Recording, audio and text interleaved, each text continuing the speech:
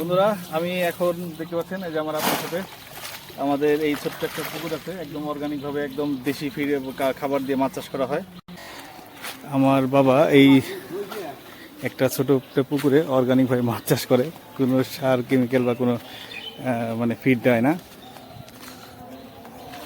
আমরা এই পুকুরে একটু মাছ মারবো, দেখি কি মাছ পাওয়া যায়। আয় দেখতে ভিডিও করি। বুঝতে পারছেন আমার এই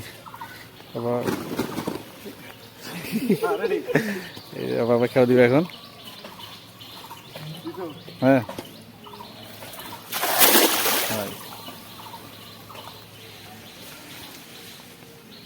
অনেক মাছ পুকুরে ভাইকে মারা উঠছে।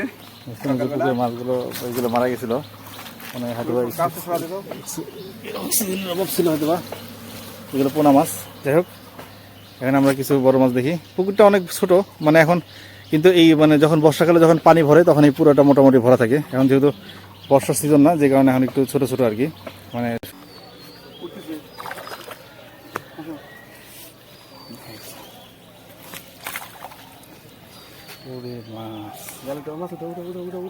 অর্গানিক বিভিন্ন কালারের মাছ, বিভিন্ন কালারের অর্গানিক মাছ। লাল দুটো লাল জাপানি দেখতে পাচ্ছেন।